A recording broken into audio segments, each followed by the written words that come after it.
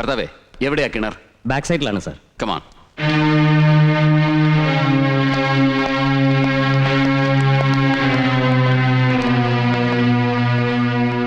Mother superior. ആ mother, ഈ ആരേത്? Sister അമലയുടെ അമ്മയാണ് സാർ.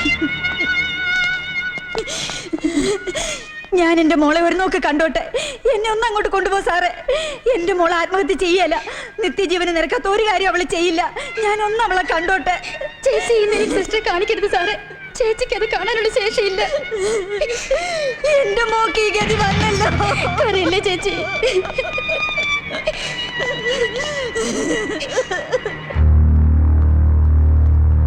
ബോഡി ആരാ ആദ്യം കണ്ടത്? സിസ്റ്റർ വിമല.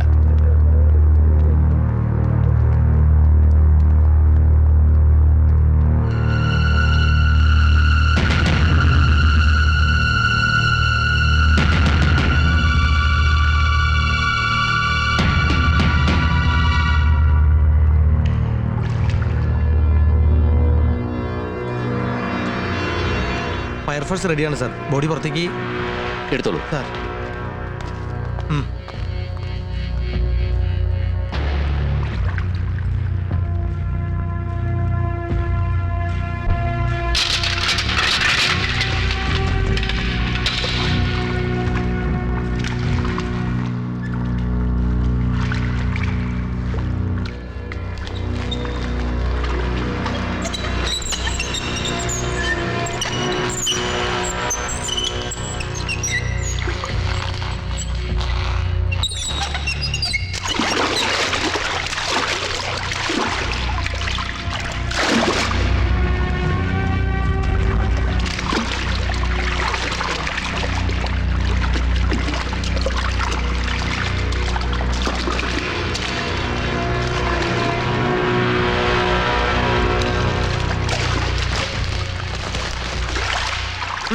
പതുക്കെ.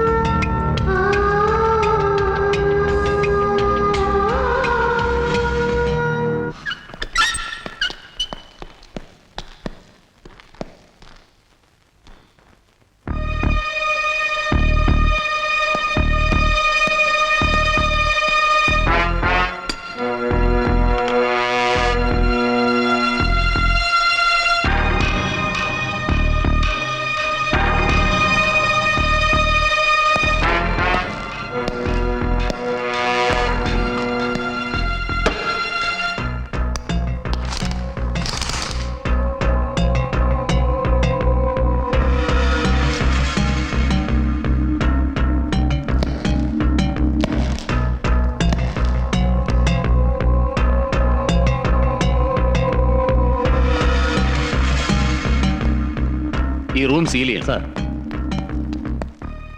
സാർ.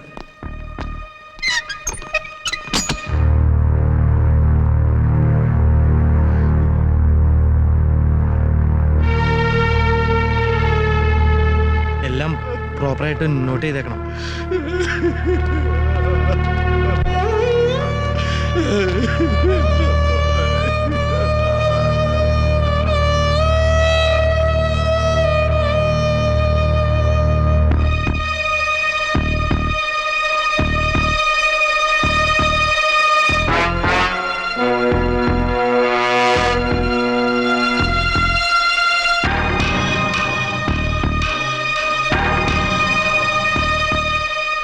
Rigger mortis.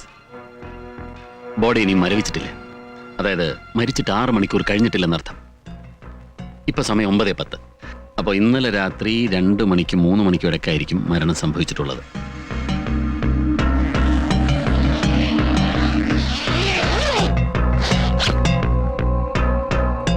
എഴുത്തച്ഛാ, ബോഡി പോസ്റ്റ്മോർട്ടത്തിന് അയച്ചോളൂ. സാർ.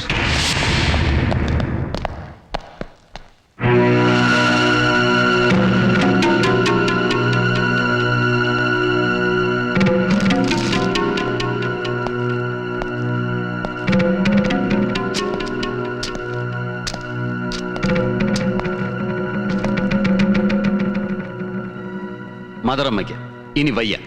ലോകം, പിശാച്, ശരീരം ഇവ കൊണ്ട് ഒരുപാട് തെറ്റുകൾ ഞാൻ ചെയ്തു. തെറ്റുകൾ മാത്രമേ ഞാൻ ചെയ്തു കൂട്ടിയിട്ടുള്ളൂ. എനിക്കൊരിക്കലും കർത്താവിൽ നിന്നും പാപമോചനം കിട്ടില്ല. ഇനി ജീവിക്കണമെന്ന് തെല്ലും ആശയില്ല. ഞാൻ മൂലം വന്നുപോയ എല്ലാ തെറ്റുകൾക്കും പിഴകൾക്കും മാപ്പ്. എന്റെ പേര് പറഞ്ഞ് ആരെയും ദ്രോഹിക്കരുതെന്ന ഒറ്റ യാചനയെ എനിക്കുള്ളൂ. എന്റെ മരണത്തിൽ ആർക്കും പങ്കില്ല എന്ന് സിസ്റ്റർ അമല. സിസ്റ്റർ അമലയുടെ മുറിയിൽ നിന്നും കിട്ടിയ സൂയിസൈഡ് നോട്ടാണ്. മദറിനാണ് ഈ കത്ത്. സിസ്റ്റർ അമലയുടെ ഈ കുമ്പസാര കത്തിന് മറുപടി മദർ പറഞ്ഞേ പറ്റൂ. എനിക്കൊന്നും പറയാനില്ല. ഇതാണ് മറുപടിയെങ്കിൽ ഇപ്പൊ മദറിന്റെ മനസ്സിൽ കുറ്റബോധം തോന്നുന്നു എന്നാണ് അതിന്റെ അർത്ഥം. ശരിയല്ലേ? അല്ല. യെസ്.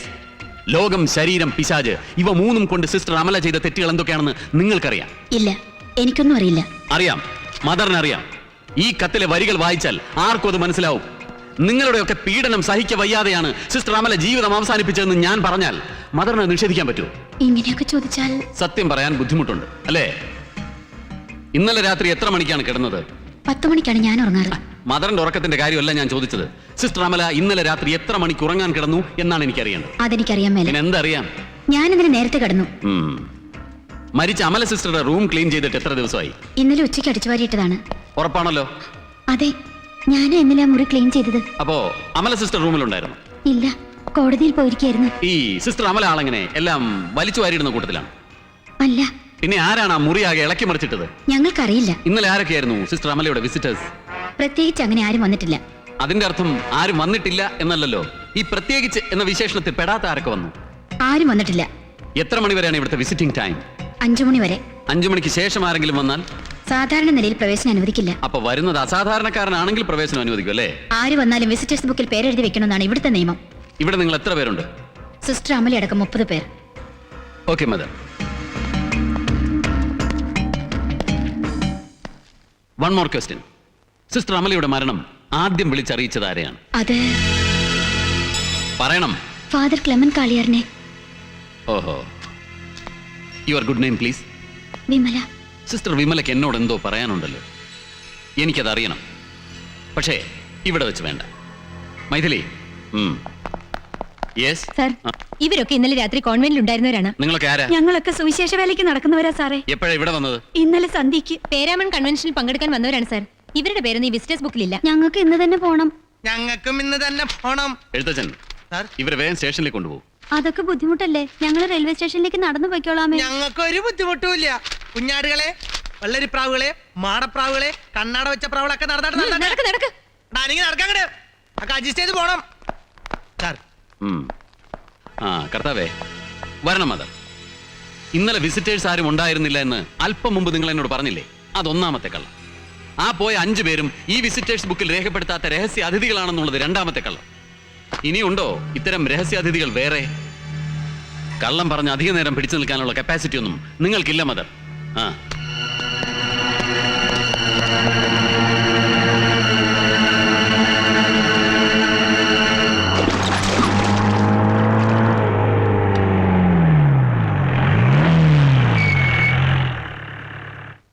എത്ര കാലമായി വായന തുടങ്ങിയിട്ട്?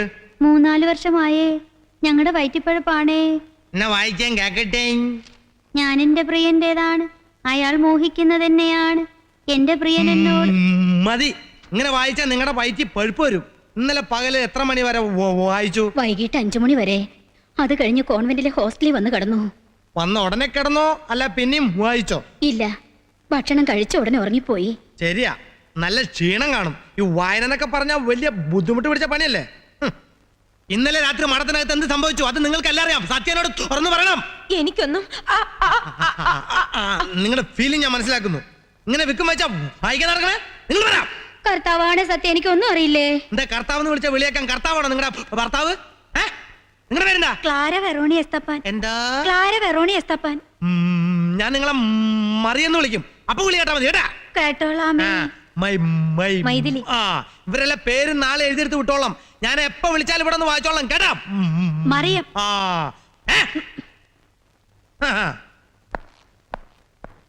ഈ മദർ എങ്ങനെയാള്? I mean in person? ഇച്ചിരി കൂടിയ സ്വഭാവത്തിലോ അതോ? പറയണം. ഇന്നലെ രാത്രി കോൺവെന്റിൽ സംശയാസ്പദമായി എന്തൊക്കെയാണ് നടന്നത്? പകൽ ആരൊക്കെ വന്നു പോയി? യെസ്, ടെൽ മീ, ഇന്നലെ രാത്രി എത്ര മണിക്കാണ് കാളിയാറച്ചൻ കോൺവെന്റിൽ വന്നത്? പറയണം. അയ്യോ, അച്ഛൻ വന്നോന്ന് എനിക്കറിയാമല്ല. കാണാത്ത കാര്യമൊന്നും ഞാൻ പറയല്ല ഒരിക്കലും. അതിന്റെ അർത്ഥം അച്ഛൻ അവിടെ വന്നിട്ടില്ലെന്നല്ല, വന്നത് നിങ്ങൾ കണ്ടിട്ടില്ലെന്ന് മാത്രം. ആ, നിങ്ങൾക്ക് മലയാളം ടൈപ്പ് റൈറ്റിംഗ് അറിയാമല്ലോ? ഇല്ല. അറിയാമെന്നോ? സിസ്റ്റർ കൊച്ചിന് അങ്ങനെ പലതും അറിയാം. അത് താൻ തന്റെ മാളത്തിലേക്ക് വിളിച്ചു വരുത്തി നിർത്തിയേച്ച് പരീക്ഷിച്ച് നോക്കണ്ട. വാട്ടിക്കളഞ്ഞോട് റാവുത്രേ താൻ. ഈശോ മിശിഹായ്ക്ക് സ്തുതിയായിരിക്കട്ടെ. സിസ്റ്ററെ, മനസ്സിലൊന്നും വെച്ചേക്കല്ലേ. നൊവേനയ്ക്ക് പ്രാർത്ഥിക്കാൻ മുട്ടുമേ നിൽക്കുമ്പോ എനിക്കും എന്റെ കുടുംബത്തിനും വേണ്ടി മുട്ടിപ്പായിട്ടൊന്ന് കേഴണേ. ഇവരെ വിളിച്ചാ കർത്താവ് വേഗം കേൾക്കും. മണവാട്ടിമാരല്ലേ? പിന്നെ സിസ്റ്റർ പോയട്ടെ. ആ സിസ്റ്ററെ, ഇയാൾ എന്നിലും പേപ്പറിൽ ഒപ്പിടിച്ചു വാങ്ങിച്ചായിരുന്നു? ഇല്ല. ശരി. താൻ സ്പോട്ടിൽ പോയല്ലേ? പോയിരുന്നു സർ. കണ്ടിട്ട് എന്നാ തോന്നി? It was a cold blooded murder എന്ന് തന്നോട് ആര് ഒഴിഞ്ഞു? ആരും മൊഴിയാതെ തന്നെ മനസ്സിലാക്കാനുള്ള സെൻസ് എനിക്കുണ്ട് sir. Minimum common sense of an investigating officer. Common sense clap. എടോ, സൂയിസൈഡ് ആണോ മർഡർ ആണോ എന്നറിയാതെ താൻ എന്നാത്തിന്റെ പേരിലാ മഠത്തിലെ സിസ്റ്റർമാരെ വിളിച്ച് ക്വസ്റ്റ്യൻ ചെയ്യുന്നത്? ദേ, തട്ടറിഞ്ഞ് വേഷം കെട്ടിയില്ലേ അത്ര പൂശി മയ്യപ്പെട്ടി കിടക്കേണ്ടി വരും. പിന്നൊരു കാര്യം, മേലിൽ എന്റെ അനുവാദം ഇല്ലാതെ മടത്തിൽ നിന്ന് ആരെ വിളിപ്പിക്കാനോ ക്വസ്റ്റ്യൻ ചെയ്യാനോ പാടില്ല. മനസ്സിലായോടോ? സർ, ഷൈൻ ചെയ്യാൻ ഇയാൾ പണ്ടേ മിടുക്കനാ. മസൂറി ക്യാമ്പിൽ വെച്ച് ഞാൻ നോട്ട് ചെയ്യുന്നതാ. ഓവർ സ്മാർട്ട് ആകാൻ കിട്ടുന്ന ഒരവസരവും ഇയാൾ പാഴാക്കാറില്ല. എടാ കുണ്ടമ്പോളെ, കളക്ടർ കല്ലുങ്കൽ പോൾ വർഗീസ് ആയപ്പോ നീ ആ പഴയ പേരങ്ങ് മറന്നു അല്ലേ? Shut your rotten mouth. എന്റെ നാറിയ വായ തുറപ്പിച്ചത് നീ തന്നെയാ. ഇനി നിന്നെ കുറച്ച് നാറ്റിച്ചിട്ടേ ഞാനത് അടയ്ക്കുന്നുള്ളൂ. ക്യാമ്പിലെ ഷൂ ഷൈനർ ചെക്കനെ മുറി കയറ്റി തോന്യാസം ചെയ്ത് കൊല്ലാറാക്കിയപ്പോ ഓടിക്കൂടിയവരുടെ കൂട്ടത്തിലാണോടാ നീ എന്നെ നോട്ട് ചെയ്തത്? അല്ലെങ്കിൽ നൂൽബന്ധമില്ലാതെ നിന്ന നിന്റെ അടിനാവി നോക്കി ഞാൻ കാല് മടക്കി തൊഴിച്ചപ്പോഴോ? ഒടിച്ചെടുക്കും ഞാൻ. കണ്ട അണ്ടന്റെ അടോടന്റെ ഒക്കെ ബലത്തിൽ നീ എന്നെ കയറി കൊത്താൻ വന്നാലുണ്ടല്ലോ. Sorry sir.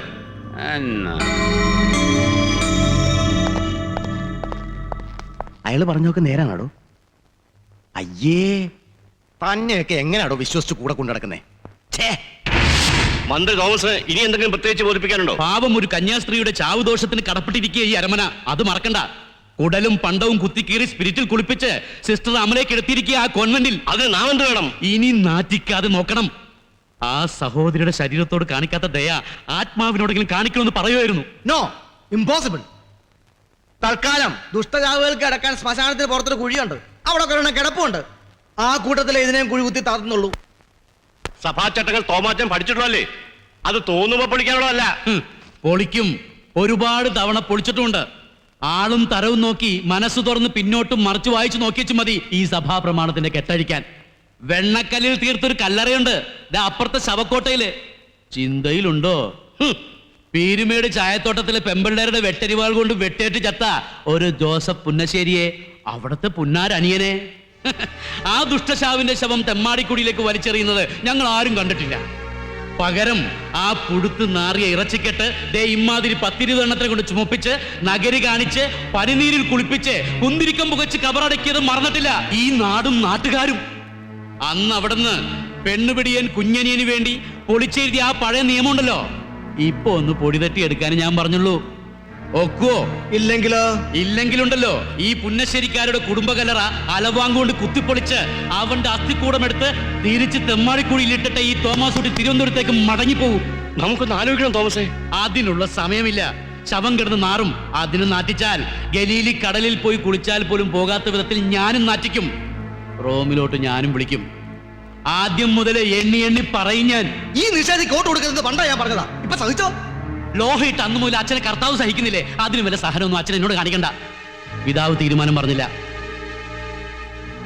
സെമിത്തേരിൽ അടക്കാൻ ഒക്കുകയല്ലാന്ന് തന്നെയാ പിതാവിന്റെ തീരുമാനം. അത് തീരുമാനിക്കേണ്ടത് കാളിയാറച്ചനല്ല, തിരുമേനിയുണ്ട്. സിസ്റ്റർ അമലയെ എല്ലാ കൂതാശകളും കൊടുത്ത് പള്ളി സെമിത്തേരിയിൽ തന്നെ അടക്കണം.